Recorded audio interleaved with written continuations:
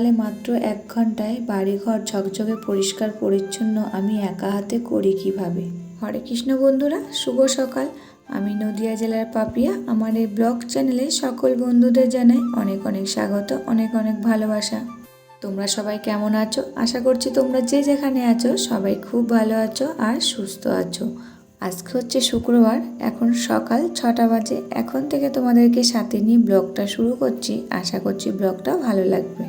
আজকের ভিডিওটা গাছের ফুল তোলা দিয়ে শুরু করলাম। নিচের গাছ থেকে ফুল তুলে এসে এই যে ছাদে চলে এসেছি, ছাদের গাঁদা ফুলগুলো তুলে নিচ্ছি। তবে যাই হোক বন্ধুরা, ভিডিওটা স্কিপ না করে সম্পূর্ণ ভিডিওটা দেখার অনুরোধ থাকলো। গাঁদা ফুল গাছে অনেকগুলোই কিন্তু ফুল ফুটেছে। দেখো কতগুলো ফুল পেয়েছি। তার সাদা ফুল আজকে কম ফুটেছে, কিন্তু আমার গাঁদা ফুলগুলো বেশ অনেকগুলোই হয়েছে। তবে যাই হোক বন্ধুরা, ফুলগুলো তুলে নিচে চলে এসেছি। তারপরে এই যে ঠাকুরের বাসনগুলো মেজে ধুয়ে নিলাম। তা হচ্ছে ঠাকুরের কাজগুলো সব হয়ে গেল, বাসন মাজাটা হয়ে গেল আর ফুল তোলাটা হয়ে গেল। তারপরে এই যে ঘরে চলে এসেছি। ওই যে বলেছিলাম না, একটা গ্রিল এখনও আমার বাকি রয়েছে পরিষ্কার করতে, যে বাবার ঘরে সেই গ্রিলটা এখন পরিষ্কার করে নিচ্ছি। দেখো সমস্ত জানলাগুলোতে আগে ঝুলগুলো ঝেড়ে নিলাম। ঝুল বলতে হালকা পাতলা মাকড়সার ঝুল পাড়িয়েছে সেইগুলো। তারপরে একটা কাপড় দিয়ে ভালো করে গ্রিলগুলো মুছে দিলাম। আর গ্রিলগুলো কি বলতো, রং করা হয়নি এখনও, আবার প্রাইমার দেওয়াও হয়নি। দেখা যাক কবে হয়।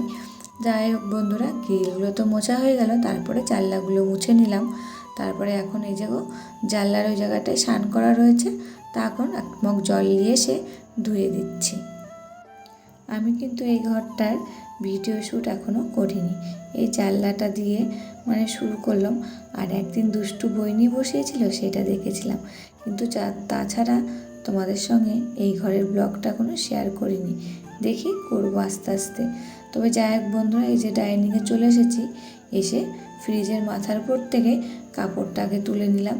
তারপরে ফ্রিজের মাথায় কাপড়ের উপর একটা পুতুল থাকে, সেই পুতুলটাকে ভালো করে মুছে নিলাম।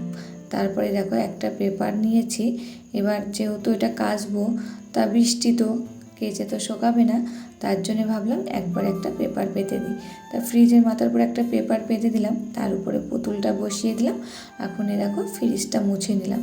তারপরে ওই যে সেদিনকে টেবিল ক্লথটা তোলা হয়েছিল, তা ধুয়ে দিয়েছিলাম, তো শুকিয়ে গেছে। তা এখন এই দেখো আজকে পেতে নিচ্ছি। আর টেবিল ক্লথের পরে ওই যে আম তেলটা থাকে একটা টের পরে, আর ওই যে মানি প্ল্যান্ট গাছটা, আর একটা ফুলদানি পাখির বাসা মতন, সেই ফুলদানি দুটো পাখি বসে রয়েছে, সেগুলোকে মুছে আবার রেখে দিলাম। আর এই যে মানি প্ল্যান্টের গাছটা থাকে, গাছটা না অনেকগুলোই গাছ রয়েছে, সেটাও আবার সুন্দর করে সাজিয়ে রেখে দিলাম। আমার প্রিয় বন্ধুদের কাছে ছোট্ট একটা রিকোয়েস্ট করি, আমার গলার ভয়েসটা শুনে বুঝতে পারছো আমার কিন্তু আবার ঠান্ডা লেগেছে গলায়। তা ভয়েসটা ওর জন্যে এইরকম আসছে, তোমরা প্লিজ একটু মানিয়ে নিও। তবে যাই হোক বন্ধুরা, তোমাদের সঙ্গে কথা বলতে বলতে এই যে বেসিনের পাশে একটা তাক থাকে, তার উপরে 3টে ফুলদানি রেখেছি, সেগুলো মুছে নিলাম। আর এবার একটু বেসিনটাকেও মুছে নিলাম বলতে স্কচব্রাইট আর সাবান দিয়ে ডলে দিয়ে ভালো করে ধুয়ে দিলাম। আর দেখো বেসিনের নিচটা এবার ওই ভিজা কাপড়টা দিয়ে ভালো করে মুছে নিলাম। তারপরে দেখো ডাইনিংটা এখন ঝাড় দিয়ে নিচ্ছি। যেহেতু ডাইনিংয়ে যেগুলো ছিল সব কিছুই কিন্তু আমার মুছে পরিষ্কার পরিচ্ছন্ন করা হয়ে গেছে। এবার এই যে ঝাড় দিলেই হয়ে যাবে। আর বাবার ঘরটা শেয়ার করিনি তোমাদেরকে, বলি না কিসের জন্য বলো তো। দেখতে পাচ্ছ একটা আলমারি রয়েছে, এখন ওই আলমারিটা রং করতে দেওয়া ছিল। এবার আলমারির ভিতরে যত জিনিস সব নিজে নামানো ছিল, তার জন্য তোমাদের সঙ্গে শেয়ার করতে পারিনি। আজকে আলমারিটা দিয়ে গেল, তা ওই ঘরটাকে আবার ঝেড়ে মুছে ঠিকঠাক করলাম। সেটা তোমাদের সঙ্গে শেয়ার করলাম না, অন্য দিন শেয়ার করব। তবে যাই হোক বন্ধুরা, ডাইনিংটা আমার পুরো পরিষ্কার পরিচ্ছন্ন করা হয়ে গেল। এই যে আমাদের বেডরুমে চলে এসেছি, এসে আগে ওই জানলাটা ঝেড়ে নিলাম। আজকে কি বলতো, পর্দাগুলো লাগাবো, যেহেতু পুজো চলেই আসলো, আর আমি মহালয়ার পরেই পর্দাগুলো লাগাই, তাহলে একটু পরিষ্কার থাকে। তার জন্য আজকে দেখো সকালবেলায় সব পর্দাগুলো জানলার লাগিয়ে নেব। তার জন্য ভাবলাম আর একবার পরিষ্কার পরিচ্ছন্ন করে নিই, তারপরে পর্দাগুলো লাগাই। তা দেখো ওই দিকের জানলাটা তো ঝেড়ে নিলাম ঝাঁটা দিয়ে, যেহেতু এই কাপড়টা দিয়ে মোছা যাবে না, জানলাগুলো খোলা যাবে না।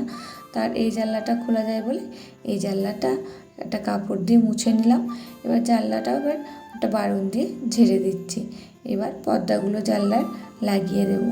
সকালবেলার দিকে যদি এইসব পরিষ্কার পরিচ্ছন্ন কাজগুলো করা যায় তা দেখবে একটু গরমটাও কম লাগে আর নিজের খাটনিটাও একটু কম হয়।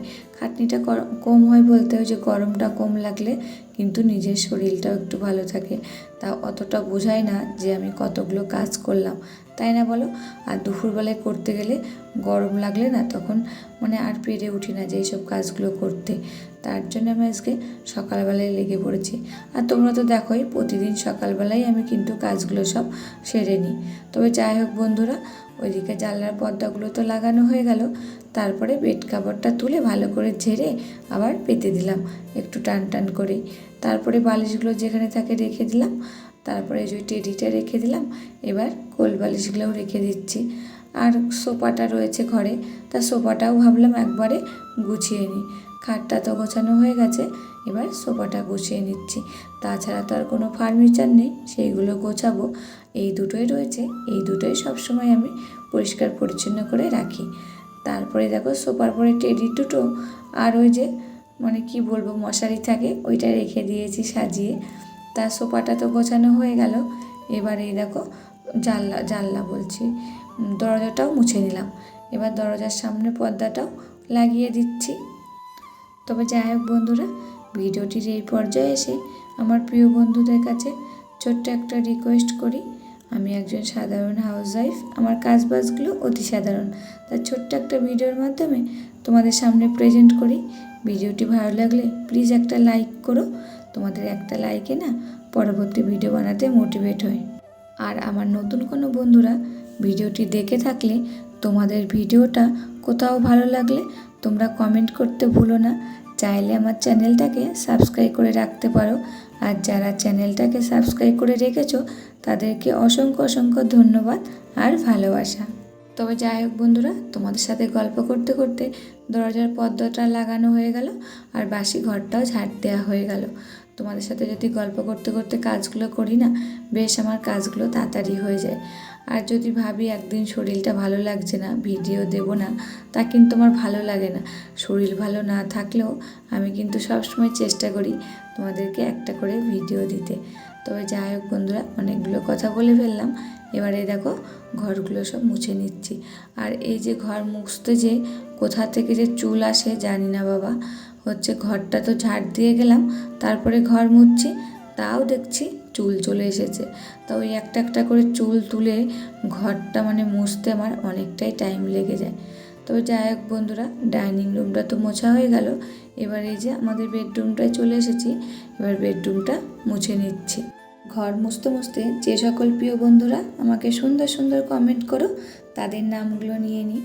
সরমার রান্নাঘর, Khaleda Talukdar, simple Dipa, Dolon simple housewife, S family, Payel Ghosh, স্বপ্নকা family, Tukun lifestyle daily blog, Chandana blog, Rina Chowdhury, Jayamani blog, happy happy মন daily blog, Dipen Tex blog.